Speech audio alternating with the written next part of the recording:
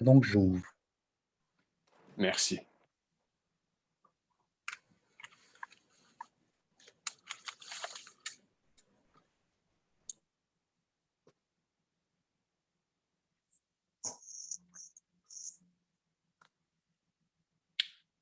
Nous allons donner juste quelques petites minutes pour les gens de rentrer. Et ensuite, nous allons commencer.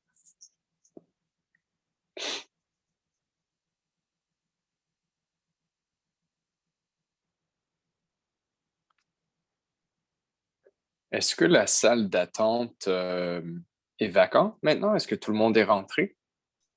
Oui, les gens peuvent rentrer automatiquement là, dès que j'ouvre. Donc, nous avons 3 participants. Est-ce que ce serait possible de me donner le nom de la personne qui vient de se connecter sous le nom de Sébastien Manceau, qui n'est visiblement Je... pas Sébastien? Je pense que c'est Lucie Bédard. Oui, Voilà. effectivement. Lucie, tu as le nom de Sébastien. Tu as utilisé son lien, alors on te voit listé comme Sébastien. OK, attendez un petit peu. Est-ce que je peux changer ça, peut-être? Excusez-moi, là, j'ai un problème avec. Vous me voyez à l'envers, j'imagine? Oui. Il n'y a pas de problème. On sait qui tu es. Alors, on pourra corriger ça en arrière-scène pendant qu'on commence la séance, car nous avons beaucoup de dossiers ce soir. Alors, sans plus tarder, je déclare ouverte cette séance publique de consultation pour non pas un, non pas deux, mais 4 dossiers qui sont analysés actuellement à notre direction d'aménagement urbain et des services publics. Je me présente, mon nom est Christian Arsenault. Je suis élu ici en arrondissement et je suis président du comité consultatif d'urbanisme, ce qui me rend d'office président de cette séance de consultation. Je vous souhaite toutes et tous bienvenue ce soir. Merci de vous être joints à nous, surtout pendant une si belle soirée. Et le début du 2e tour des séries, si je ne m'abuse. Alors, merci d'être là. Je vais juste commencer avec une introduction rapide des employés de l'arrondissement. D'abord, nous avons Mme Lucie Bédard, qui est directrice de la direction avec nous ce soir. Bonsoir, Lucie. Et là, on voit ton nom, c'est bel et bien Lucie. Et voilà. Nous avons Sébastien Manceau, qui est chef de division de l'urbanisme. Bonsoir. Nous avons Sophie Cournoyer et Fabienne Cahour, qui sont tous les deux conseillères en aménagement et porteuses de dossiers pour ce soir, qui feront les présentations. Bonsoir, mesdames, merci d'être là. Et Madame Julie Farado-Boulet, qui est secrétaire recherchiste au service, à la direction des services administratifs et du greffe. Alors, est-ce que j'ai oublié quelqu'un? Non, c'est bon? Excellent. Alors, nous avons un ordre du jour assez simple, bien qu'il y a 4 dossiers. Nous allons débuter avec la présentation du processus d'approbation référendaire applicable aux dossiers présentés aux points qui vont suivre. Ensuite, nous allons avoir la présentation des dossiers. Et pour chaque dossier qui sera présenté, nous aurons évidemment la présentation elle-même, suivie par la période de questions et commentaires du public par vidéoconférence, c'est-à-dire les gens qui sont ici avec nous ce soir. Vous pouvez poser vos questions par écrit dans le clavardage ou, si vous souhaitez le poser vous-même, vous pouvez lever vos mains. Comme nous sommes tous expérimentés à faire maintenant, et je vous nommerai et on pourra débloquer votre micro en temps et lieu. Suivi par la période de questions et commentaires écrits, c'est-à-dire les gens qui ont envoyé leurs commentaires ou leurs questions avant cette séance. Alors, pour chaque dossier, on aura 2 périodes de questions et commentaires. D'abord, celui en direct, live, avec les gens ici, et ensuite, les commentaires écrits. Et après le dernier dossier, c'est bien évidemment la fin de l'Assemblée. So just a very quick summary for those who may be here who feel more comfortable in English. First of all, welcome. Thank you for joining us tonight. My name is Christian Arsenault. I'm a counselor here in the borough and the chair of the Urban Planning Advisory Committee, which makes me automatically chair of this public consultation. We're going to start with the explanation of the referendum procedure that applies to the various files. And once we get to the actual files themselves, we have 4 on the agenda tonight. We'll have the presentation followed by a question and comment period for those of you here with us tonight. You can either write your questions or comments in the chat, or you can click on the little raise hand button and we'll call on you and unblock your mic.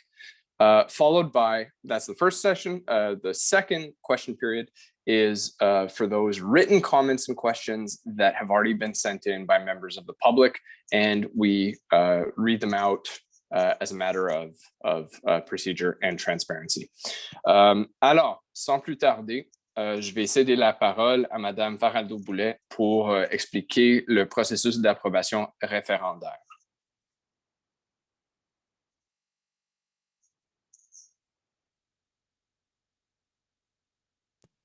Oui. Est-ce que vous voyez bien mon écran? On vous voit, on vous entend. Parfait. Donc, je vais vous présenter, comme M. Arsenault l'a dit, le processus d'approbation référendaire, qui est en fait un processus par lequel les citoyens qui souhaitent s'opposer au projet peuvent le faire. Dans le cas qui nous concerne, attendez. Bon, dans le cas qui nous concerne, là, ce sont les 3 premiers projets qui vous seront présentés pour lesquels il y a des dispositions qui sont susceptibles d'approbation référendaire. Donc, le projet de règlement RCA 21-17-350, le projet de résolution là, pour le projet particulier PP 125 et le projet de règlement RCA 21-173-48. Alors, je vais vous présenter un peu là, les étapes d'adoption d'un règlement ou projet particulier et à travers celles-ci, les étapes du processus d'approbation référendaire.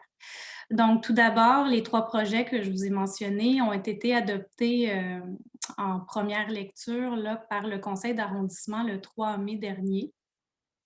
Suivant cette adoption-là, actuellement, ce n'est pas le cas hors pandémie, mais en temps de pandémie, on doit tenir une consultation écrite d'une durée de 15 jours.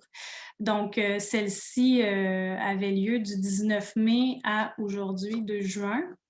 Et l'arrondissement choisit également, là, en plus de cette consultation écrite-là, de tenir une consultation publique en visioconférence, donc ce que nous faisons ce soir et qui nous permet également de recueillir les commentaires et les questions là, en direct des citoyens. Donc, toutes les questions et commentaires de ce soir et de la consultation écrite seront colligés dans un rapport qui sera déposé lors de l'adoption des projets, des seconds projets en fait de résolution ou de règlement. Donc, la date projetée, c'est le 21 juin prochain.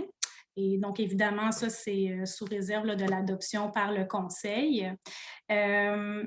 Ensuite, il y aura un avis public qui va être publié sur notre site Internet qui va inviter les citoyens des zones concernées, de la zone concernée et des zones contiguës à déposer une demande de tenue de registre. Et puis, ces étapes-là, je vais vous les détailler un peu plus loin. Ça prend un peu la forme d'une pétition, en fait. Et cet avis-là devrait être publié vers la fin du mois de juin. Les citoyens auront donc 8 jours suivant la publication pour déposer une pétition, donc pour demander la tenue d'un registre. Donc, s'ils s'opposent au projet, la première étape, c'est une pétition. Ensuite, les projets seront adoptés, l'adoption finale par le Conseil d'arrondissement. Encore ici, c'est une date projetée. Ça serait le 16 août prochain. Et si à l'étape des pétitions, nous en avons reçu des valides, va s'enclencher le processus d'approbation, le processus référendaire, c'est-à-dire le registre et, si celui-ci est positif, le scrutin référendaire, à moins que le Conseil n'en décide autrement. Donc, la première étape, comme je vous le mentionnais, là, qui se trouve entre l'adoption du second projet et l'adoption finale, c'est les demandes de tenue de registre. Donc, qu'on appelle aussi des pétitions parce que ça prend un peu la forme d'une pétition. Donc, il y a un avis qui va être publié sur le site Internet de l'arrondissement qui va inviter les citoyens, les zones vont être définies là, dans l'avis, à déposer une demande de tenue de registre. Comme je le mentionnais, les pétitions doivent être déposées dans les 8 jours qui suivent la publication de l'avis. Pour les zones où il y a plus de 21 personnes habiles à voter, au moins 12 personnes devront signer la pétition. Pour les zones de moins de 21 personnes habiles à voter, ça sera la majorité d'entre elles, du nombre de personnes habiles à voter, en fait, de la zone, qui devront signer la pétition.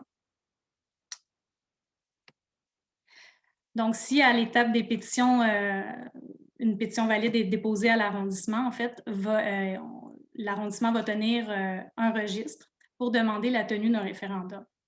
Donc, cette étape-là se tient après l'adoption finale.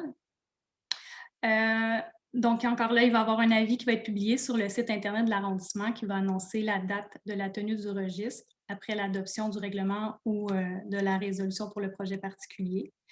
Pour provoquer la tenue d'un référendum, le nombre de signatures doit être supérieur à un calcul établi à partir du nombre de personnes habiles à voter, issues des zones ayant déposé une demande valide pour la tenue du registre et de la zone concernée. Donc, ce sont vraiment les zones qui vont avoir déposé une pétition et la zone concernée qui vont pouvoir signer le registre.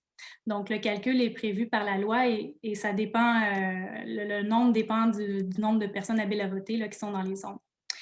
Donc, suivant cette étape-là, il va y avoir un dépôt au conseil d'arrondissement indiquant le nombre de signatures recueillies pour l'étape du registre. Et si, dans le fond, le nombre de signatures est atteint, le conseil va adopter une résolution annonçant le scrutin référendaire ou le retrait du dossier. Normalement, la tenue du registre se fait à l'arrondissement. Ça a lieu une journée. Les citoyens doivent se déplacer pour venir signer le registre. Cependant, là, étant donné l'état d'urgence sanitaire actuellement, la durée du registre est de 15 jours et les signatures peuvent se faire via un formulaire en ligne, par courriel ou en personne. Et évidemment, tout est détaillé là, dans les avis publics. Et donc, si à l'étape du registre, le nombre de signatures atteint est suffisant, et que le conseil décide d'aller de l'avant avec un scrutin référendaire, mais encore une fois, il va y avoir un avis public qui va être publié sur le site Internet de l'arrondissement qui va annoncer la date de la tenue du référendum avec tous les détails là, pour le processus. Et à cette étape-ci, c'est une majorité simple, donc pour ou contre la proposition qui sera considérée.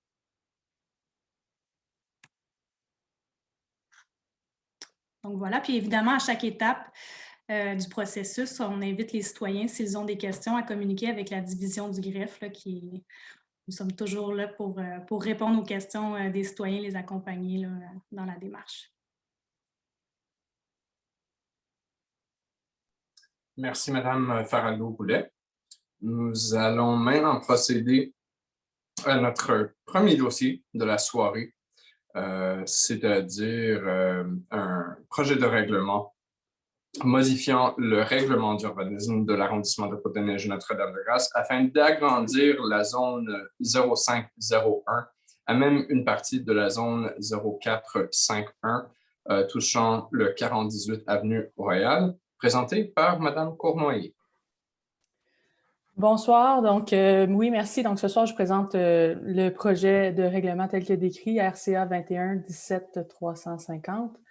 Donc, allons-y. Vous avez déjà bien établi le descriptif. C'est une modification au règlement qui vise le règlement d'urbanisme, qui vise à agrandir une zone institutionnelle à même une zone résidentielle pour permettre certaines activités administratives de l'école LCC, Lower Canada College, dans un bâtiment situé au 4018 Avenue Royale.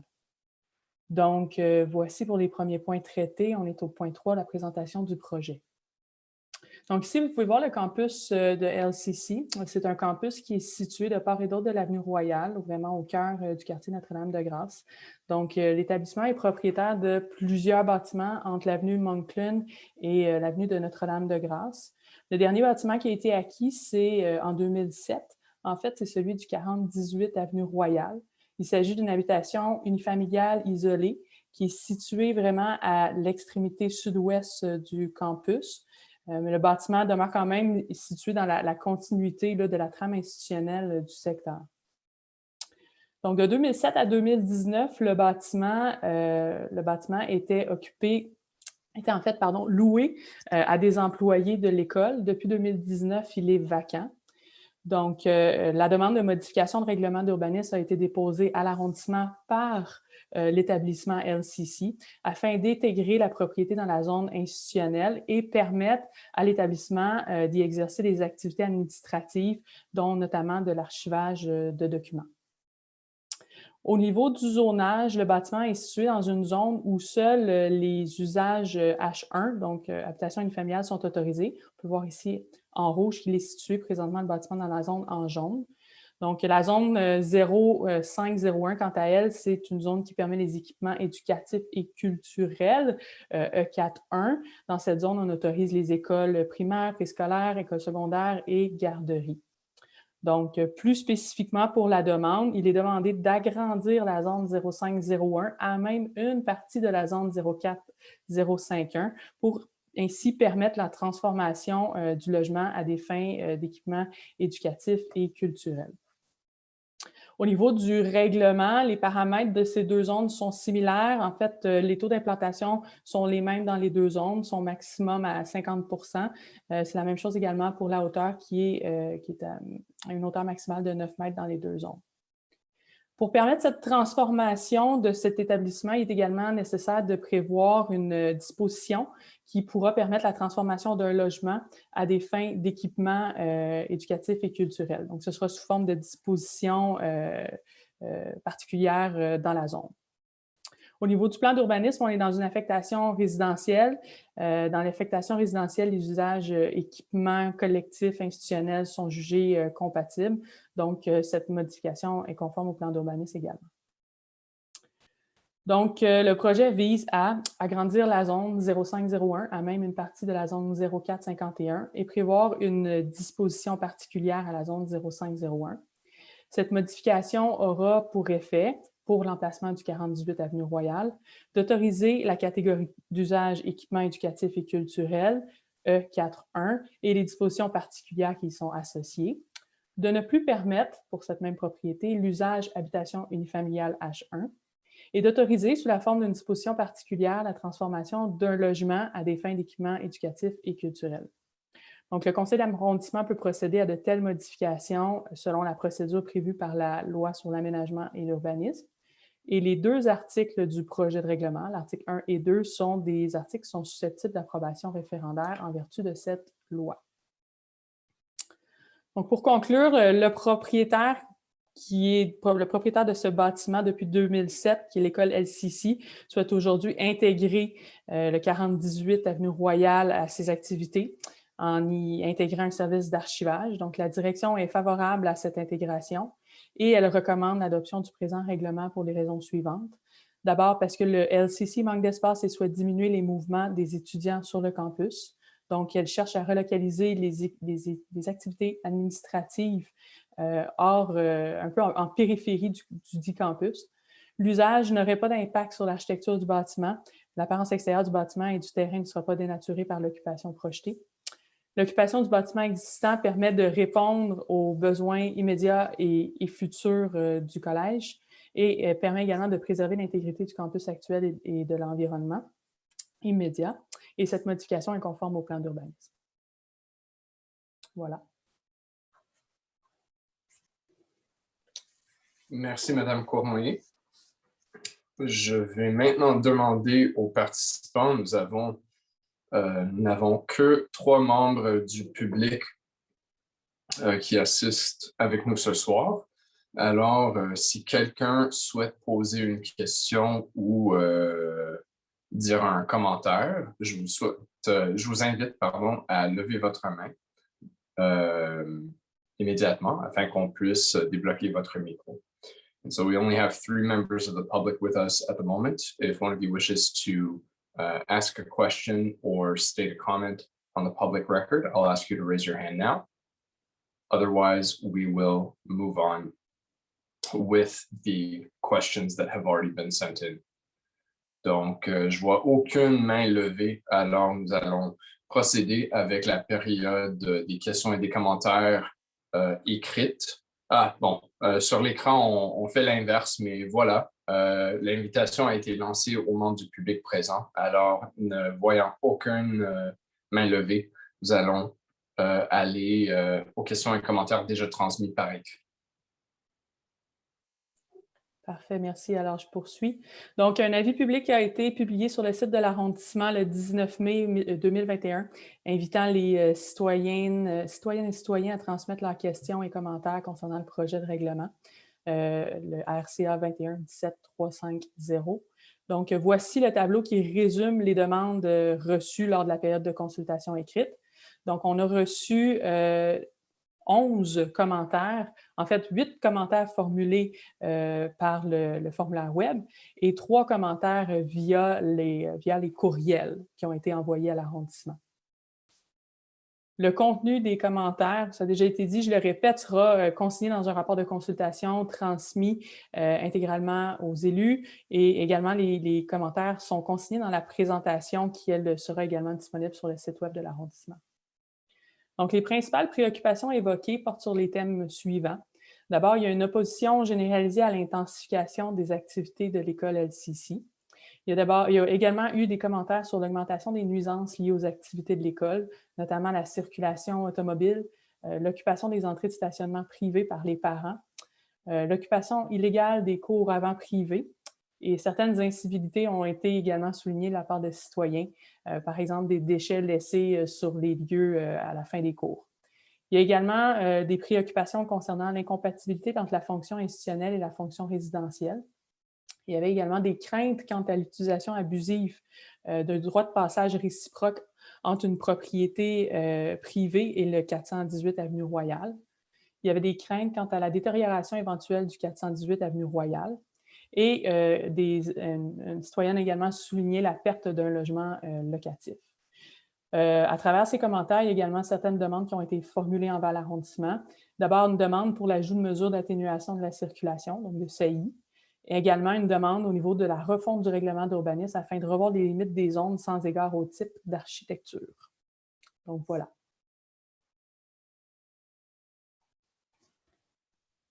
Merci, Mme Cournoyer. Sans plus tarder, nous allons procéder maintenant au prochain dossier présenté par Mme Kaour du projet de résolution approuvant le projet particulier PP 125 visant à permettre la démolition d'un bâtiment commercial vacant, la construction d'un bâtiment résidentiel de 6 étages de la catégorie H7, c'est-à-dire de 36 logements et plus, au 2655 Chemin Bates. Mme Kaour, la parole est à vous. Oui, bonsoir. Est-ce que vous visualisez mon écran? Oui, c'est parfait. Parfait. Bon, très bien. Donc, ce soir, je vais vous présenter une résolution qui approuve un projet particulier qui vise à autoriser la démolition d'un bâtiment commercial et la construction d'un bâtiment résidentiel de 6 étages de la catégorie H7, alors situé au 2655 Bates. Bon, ici, rapidement, la procédure d'un PPC-MOA. Donc, tout d'abord, le règlement que l'on va présenter, la résolution détermine les paramètres du projet. Ensuite, une demande de permis sera déposée pour analyser le projet. Ici, on explique aussi où se situe le dossier dans l'évolution. Donc, on voit que le projet a été présenté au conseil d'arrondissement en première lecture et nous en sommes à la consultation publique. Donc, le terrain qui est visé, qui est par cette résolution, se situe donc sur le chemin Bates, proche de l'intersection de l'avenue Wilderton. C'est un terrain qui est composé de 2 lots, essentiellement le lot et la ruelle, l'ancienne ruelle. On voit ici le contexte urbain du projet. Donc, c'est un secteur en transformation. On a des terrains en cours de développement. Ici, on peut voir encore les bâtiments commerciaux, mais ils seront bientôt démolis. Donc, il y a des projets résidentiels avoisinants, un bâtiment commercial qui est encore présent, notre terrain, ici en rouge. À côté, nous avons un terrain qui appartient à la Caisse des dépôts et sous lequel sera aménagé la gare Canora et le lien avec le REM. Donc, c'est vraiment un secteur à la fois résidentiel, mais quand même beaucoup commercial et qui est en train de se transformer finalement en secteur résidentiel.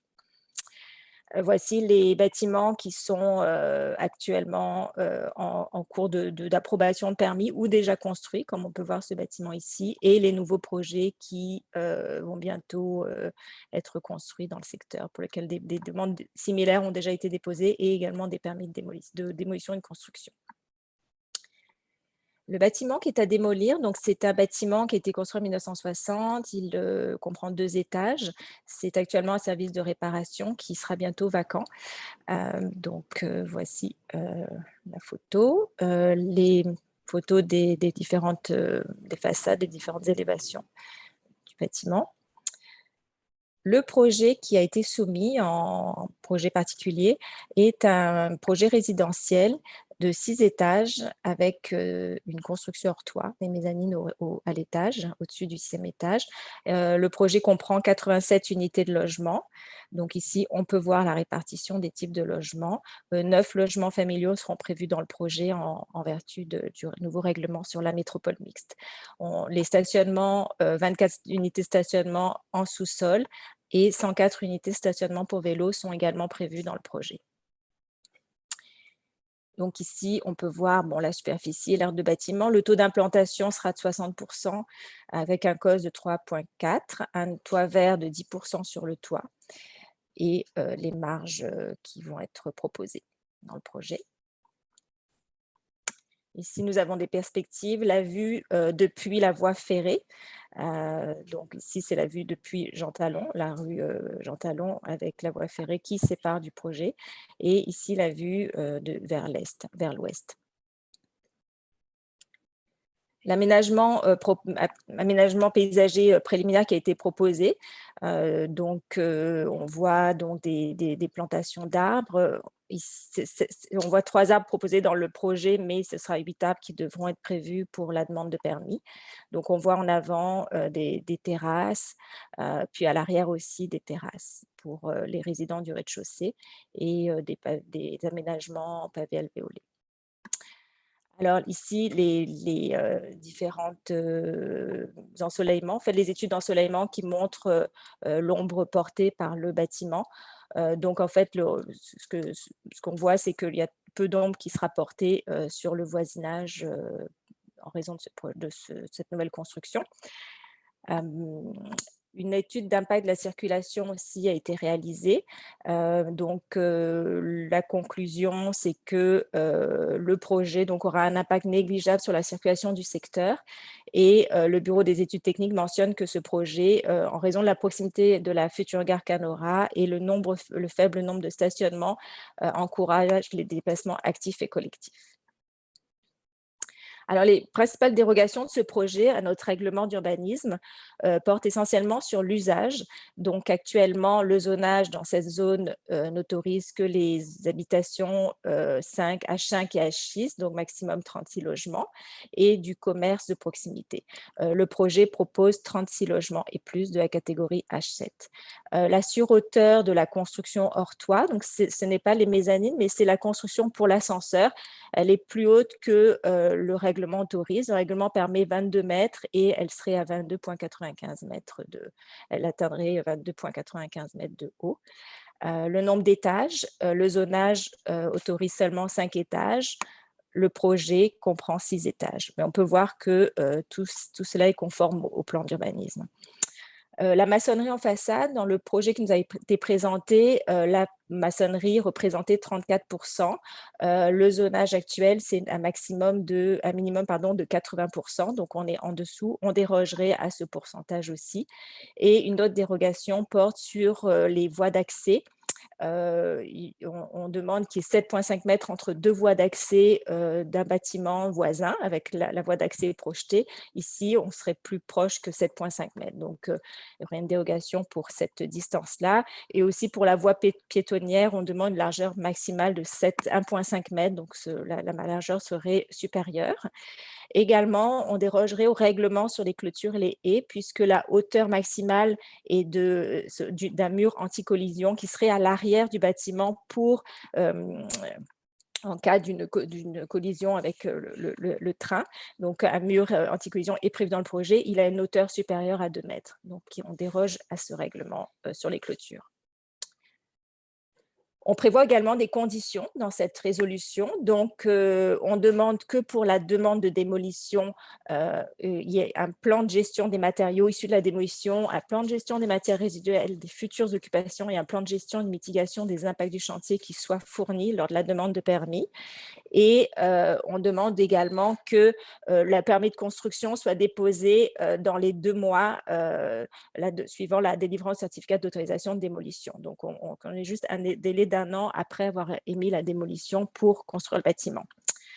Des autres conditions qui sont prévues, donc une demande de permis de lotissement sera demandée pour créer un nouveau lot. On demandera aussi qu'il y ait un plan d'aménagement paysager qui soit préparé par un expert dans le domaine. Et on demandera un plan de gestion des déchets qui précise plus en détail comment seront gérés tous les déchets dans le nouveau bâtiment. D'autres conditions qui vont être émises, ce sont des conditions relativement au risque en raison de la présence, à proximité de la voie de chemin de fer à l'arrière du bâtiment. Donc, des mesures de protection contre les collisions et les déraillements avec des plans qui montrent ces mesures de protection devront être déposés au moment du permis de construction. Et également, des plans et des devis relatifs aux mesures de protection contre le bruit et les vibrations devront également être soumis au moment de la demande de permis de démolition.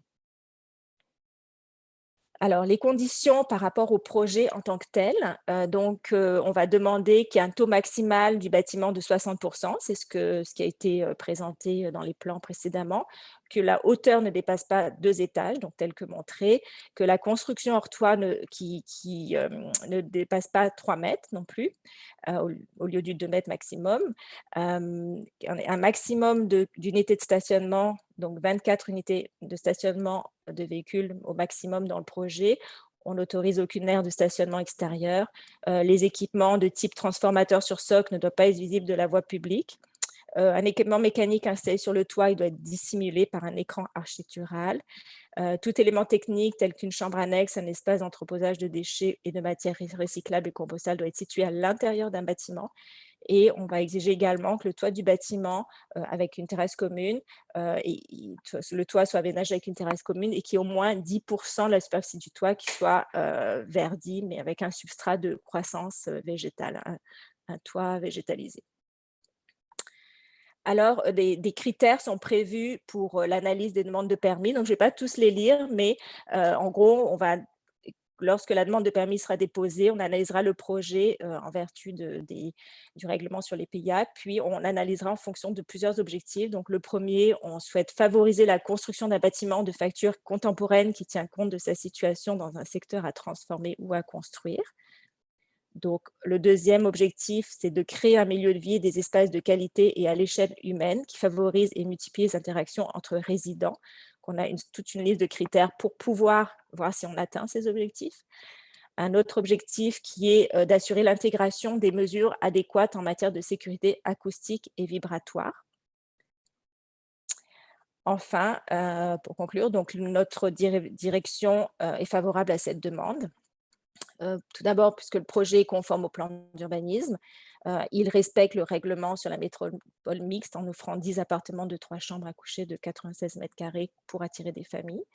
On considère que l'occupation résidentielle du projet est compatible avec ce milieu d'insertion et de transformation.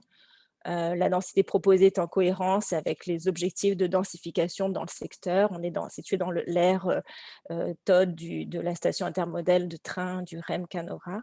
Le projet met en valeur les espaces extérieurs. On considère aussi que le bâtiment à démolir n'est pas réutilisable. Et ce projet présente des qualités au niveau de l'organisation fonctionnelle, au niveau du stationnement intérieur et aussi les mesures qui ont été prises pour, en raison de la proximité de la voie ferrée, les mesures de mitigation dans le mur anti-collision notamment. Et les membres du comité consultatif se sont montrés favorables au projet avec quand même des recommandations, puis avec des réserves pour la dérogation pour le pourcentage de maçonnerie. Donc, suite à ces commentaires, nous avons rajouté des critères de PIA pour pouvoir analyser les projets quand ils nous seront soumis en souhaitant qu'il y ait moins de maçonnerie dans les projets. Donc, voici l'échéancier qu'on a vu tantôt. Donc, la vidéoconférence aujourd'hui, second projet 21 juin et éventuellement une adoption le 16 août 2021. Voici le plan des zones visées, des zones contiguës. Et enfin, la période de questions. Merci beaucoup pour la présentation. Alors, nous allons commencer avec les questions et commentaires du public en direct. Je vois 2 membres du public qui sont avec nous, alors je vous invite à lever vos mains si vous avez des questions ou commentaires. We'll start with the questions and comments from those members of the public with us here tonight, of which there are 2. And so I invite them to raise their hands in the app should they wish to comment or ask a question. Sinon, nous allons procéder immédiatement aux questions et commentaires déjà transmis par écrit. Nous n'avons reçu aucune question et commentaire par écrit. D'accord, c'est bien noté. Alors, nous allons tout de suite avancer au prochain dossier, toujours présenté par Mme Cao, pour un projet de règlement modifiant le règlement d'urbanisme de l'arrondissement de Côte-des-Neiges Notre-Dame-de-Grâce relativement au bâtiment du campus de la Montagne de l'Université de Montréal et de ses écoles affiliées et aux travaux concernant la station du métro Université de Montréal.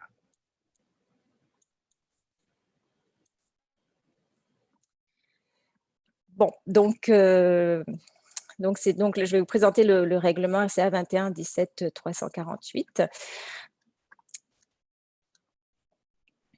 Donc, ce règlement vise essentiellement le territoire du campus et de l'UDM, donc qui comprend l'Université de Montréal et ses écoles affiliées. Donc ici, on peut voir la limite, la localisation du campus, donc longé par le boulevard Édouard-Montpetit, avenue Louis-Collin. À l'est, nous sommes dans l'arrondissement Outremont. Et au sud, c'est le cimetière Notre-Dame-des-Neiges. Donc, en rouge, on peut voir ici le règlement 9666 qui régit actuellement ce campus. Donc, tout ça pour dire qu'actuellement, c'est ça, les agrandissements et aménagements des espaces extérieurs du campus sont actuellement encadrés par ce règlement qui date de 1996 et qui était issu du plan directeur de 1995.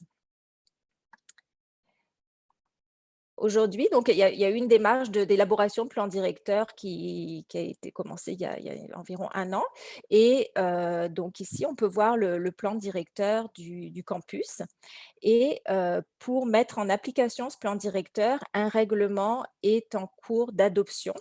C'est le règlement sur le développement, la conservation et l'aménagement du campus de la Montagne de l'Université de Montréal et de ses écoles affiliées.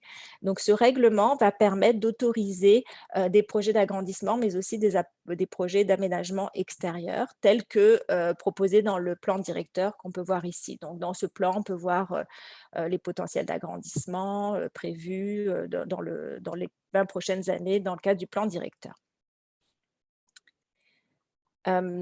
Donc, en fait, ici pour expliquer toutes les interventions autour de ce plan directeur. Donc, le plan directeur qui est en cours d'élaboration, De ce plan directeur, donc, sont issus le règlement dont je viens de parler, sur le développement, la conservation et l'aménagement du campus de la montagne, un règlement qui modifie le plan d'urbanisme aussi pour permettre des nouveaux agrandissements, puis une entente sur le plan directeur. Ces règlements-là sont réalisés par la ville-centre. L'arrondissement, quant à lui, va s'occuper de gérer deux règlements, dont celui dont je vais vous présenter tout de suite. Et le second règlement, je vais vous présenter, c'est après avoir présenté ce règlement-là. Donc là, je vous présente le règlement RCA 21-17-348. Et en fait, ce règlement, il vise tout simplement à reconnaître le bâti existant sur le site du campus. Pour que puisque le nouveau règlement va être en vigueur, donc le règlement qui va être adopté par le central, donc pour reconnaître le bâtiment existant, il fallait que l'arrondissement, on adapte un règlement qui reconnaisse l'existant en fait, l'implantation des bâtiments existants et la hauteur des bâtiments existants. Donc, l'objectif de ce règlement, pour les bâtiments du campus de la montagne, c'est de reconnaître la hauteur et le taux d'implantation existant des bâtiments du campus de l'Université de Montréal et des écoles affiliées, donc au moment de l'adoption du futur règlement. Il vise aussi à reconnaître l'usage E4.3, qui fait partie de la catégorie équipement collectif et culturel, qui existait dans l'ancien règlement. Mais l'ancien règlement a un territoire un peu plus réduit que le nouveau règlement sur le campus a un territoire un peu plus réduit que l'ancien. Donc, on se retrouve avec des bâtiments qui n'étaient plus sous aucune juridiction. Donc, on a permis l'usage équipement collectif et édificatif culturel dans ces quelques bâtiments qui sont propriété de l'UDM principalement, pour lesquels il y avait des usages reliés à l'université et pour permettre encore ces usages. Et on a aussi permis les nouveaux usages complémentaires à l'usage université, clinique médicale et maison de chambre. Clinique médicale était déjà autorisée dans l'ancien règlement. Maison de chambre, on l'a autorisée puisqu'il y a des résidences universitaires, donc on veut reconnaître cet usage-là comme un usage complémentaire. Mais ce règlement vise aussi à permettre des travaux du métro Université de Montréal et Édouard-Montpetit. Alors, ce règlement va permettre des travaux d'agrandissement des édifices du métro Université de Montréal et la construction de puits de ventilation dans 2 nouvelles zones qui sont, en fait, la zone 0981, c'est la zone de l'édicule secondaire de l'Université de Montréal et la zone 0982, c'est l'édicule principal de l'Université de Montréal. Donc, en faisant des zones spécifiques pour ces secteurs-là, on reconnaît l'usage métro et on permet des agrandissements aussi. Donc, des agrandissements pour le bâtiment principal, l'édicule principal, c'est un agrandissement en vue de l'accessibilité universelle, mais aussi la construction de puits de ventilation pour mettre aux normes les installations du métro. Par ce règlement, on va permettre d'autoriser aussi des travaux de remblai-déblai dans un milieu naturel et espace vert protégé de secteur A. Donc, c'est pour permettre des travaux au niveau du souterrain du métro, dans la toiture du métro. Donc, ça va demander des travaux de remblai-déblai dans ce milieu naturel et on le permet puisque c'est pour une infrastructure essentielle de la ville de Montréal.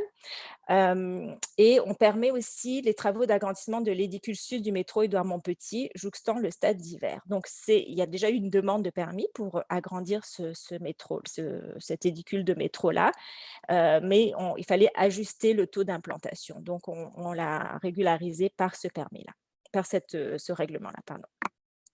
Alors, voici les zones concernées par le règlement. Voici les limites. Alors, au niveau des modifications, donc l'article 1, on a rajouté une définition de hauteur altimétrique. Elle n'était pas dans notre règlement et je dirais que c'était nécessaire de mettre cette définition puisque les bâtiments du campus, on les calcule avec la hauteur altimétrique.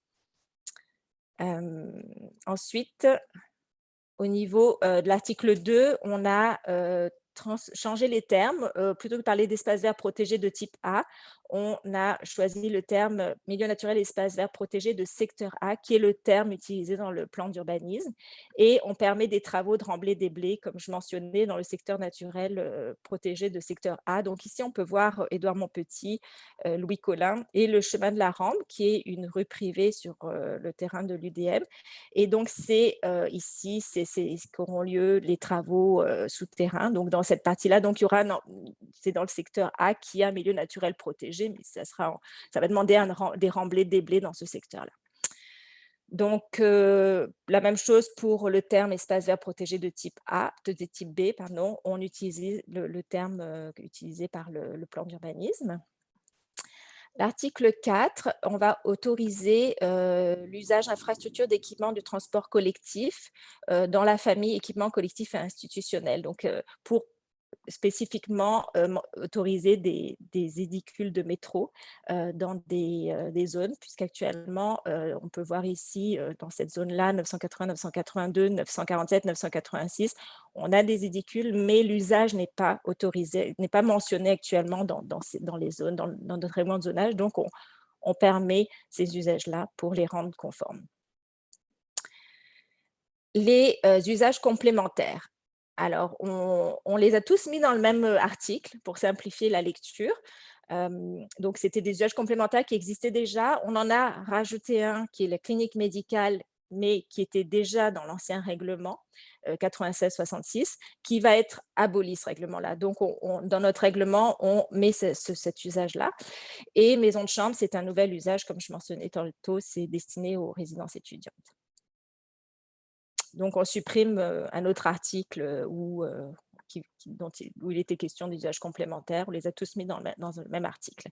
L'article 7, alors donc là, on modifie certaines zones et on crée des nouvelles zones.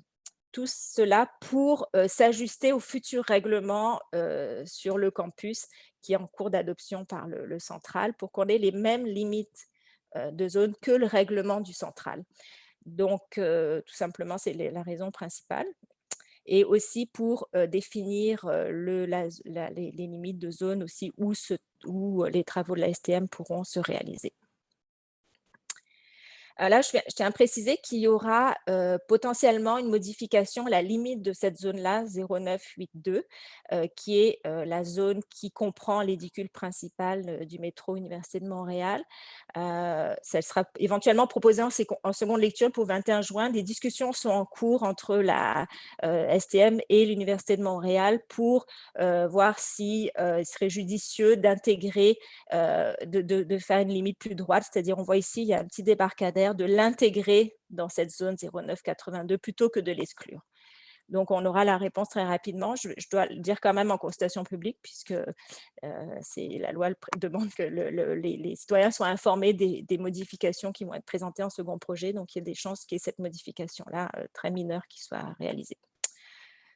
L'article 8, donc c'est le plan des secteurs et immeubles d'intérêt qui est modifié pour être concordant avec le plan d'urbanisme qui est en cours de modification. Les grilles sont modifiées aussi à l'article 9 et à l'article 10. L'article 11, c'est une annexe qui est rajoutée. Donc, on peut voir ici, pour les bâtiments, ici, nous sommes dans la faculté de l'aménagement. On peut voir ici, l'annexe H montre les hauteurs altimétriques du bâtiment. Donc, on peut voir que ce bâtiment-là, les hauteurs qui sont mentionnées ici, ce sont les hauteurs qui sont autorisées pour ce bâtiment. Bon, alors donc la dose recommande l'adoption de ce règlement pour les raisons suivantes. Donc, le bâti, les usages existants de l'Université de Montréal et de ses écoles affiliées seront reconnus. L'autorisation de l'usage E72 de la catégorie d'usage équipement de transport, donc permettre le métro dans les 4 zones dont je parlais tantôt, ça permettra de reconnaître l'usage gare et autres infrastructures d'équipement de transport collectif de plein droit. La mention d'une hauteur altimétrique maximale dans la zone de l'édicule de métro secondaire et l'édicule principal du métro Université de Montréal permettra de réaliser des travaux d'agrandissement de ces édicules et de construire des puits de ventilation de plein droit. Et l'autorisation d'opération de remblai des blés dans le milieu naturel protégé permettra de réaliser les travaux nécessaires à l'entretien et la mise en norme des membranes souterraines du métro Université de Montréal. le calendrier d'adoption, donc date projetée 21 juin pour le second projet et 16 août pour un règlement final. Ici, on peut voir les zones visées par le règlement. Donc, ce sont seulement les zones où se trouvent les édicules de métro, en fait, actuellement, ce sont les zones actuelles. Et voici les articles qui sont susceptibles d'approbation référendaire. Nous voici arrivés à la période de questions et commentaires. Merci, Mme Kaour. Alors, comme pour les autres dossiers, nous allons commencer avec la période de questions et commentaires en direct, c'est-à-dire des gens présents avec nous. On est arrivé à seulement une personne qui reste. Alors, si cette personne souhaite poser une question ou commentaire, vous pouvez lever votre main dans l'application Zoom maintenant. Excusez-moi. Et as I said before, we are now at the live question and comment period. And so for the one person who is with us here tonight, the floor is all yours. All you have to do is raise your hand and we can unblock your mic. Sinon, nous allons procéder au résumé des questions et commentaires envoyés par écrit. Alors, nous n'avons reçu aucune question et commentaire par écrit. D'accord. Merci beaucoup. Cela nous amène au dernier dossier, toujours avec Mme Kaour, du projet de règlement abrogeant le règlement concernant le programme de développement de l'Université de Montréal et de ses écoles affiliées. Pardon. Alors, ce règlement est intimement lié au précédent, comme on a pu le voir tout à l'heure. En fait, ce règlement que je vous présente, c'est tout simplement il permet d'abroger le règlement actuel qui date de 1996, étant donné que ce règlement sera remplacé par le règlement qui est en cours d'adoption par le central. Donc, on ne peut pas garder deux règlements en même temps, donc on abroge l'ancien. Et celui que je vous ai présenté tout à l'heure permettait de reconnaître le bâti existant. Donc, c'est aussi simple que ça. Donc, bon, c'est la même rôle, la même présentation, donc je passerai très vite. C'est tout simplement expliquer que les limites là de ce règlement ne sera plus en vigueur. Donc, le règlement qui va être adopté, versé à 21-17-349, vise à abroger le règlement de 96. Pour ce dernier sera remplacé par le règlement sur le développement, la conservation et l'aménagement du campus de la montagne de l'Université de Montréal et de ses écoles affiliées. Donc, l'objectif, c'est abroger le règlement et le bâti existant sera désormais conforme au règlement d'urbanisme tel que modifié par le règlement que je viens de vous présenter à l'instant. Alors, les limites, les zones visées par le règlement, ce sont les zones du règlement 96-066. Et c'est seulement un article donc, qui dit que le règlement concernant le programme de développement de l'Université de Montréal et ses écoles affiliées est abrogé. Donc, la dose recommande l'adoption afin de permettre d'assujettir le site du campus au règlement sur le développement, la conservation et l'aménagement du campus de la montagne de l'Université de Montréal et ses écoles affiliées lors de son entrée en vigueur. Donc, ce règlement, au niveau de l'échéancier, le règlement de 96 sera aboli le jour où le nouveau règlement rentrera en vigueur. Et dans ce cas-là, on n'a pas de processus référendaire, c'est seulement donc la consultation publique aujourd'hui et l'adoption du règlement, le cas échéant, le 16 août. Période de questions. Merci encore. Et comme d'habitude, on commence avec la période des questions et commentaires du public. Alors, monsieur ou madame, c'est votre dernière occasion. Sinon, if our one lone member of the public does not wish to ask a question or make a comment on the record, nous allons procéder aux questions et commentaires envoyés, déjà transmis par écrit. Toujours pas de questions par écrit. Aucune question ou commentaire par écrit. Alors, cela nous amène à la fin de notre ordre du jour. C'est épuisé. Et je tiens à remercier les membres, les employés de la direction qui ont assisté ce soir pour ces présentations très détaillées et efficaces ainsi que les quelques membres du public qui ont assisté avec nous. Vous savez que vous êtes toujours les bienvenus. Alors, sur ce, je vous souhaite une belle fin de soirée. Il y a toujours un peu de lumière dehors, alors profitons-en. Merci tout le monde. Bonsoir. Bonsoir. Merci. Merci, bonsoir.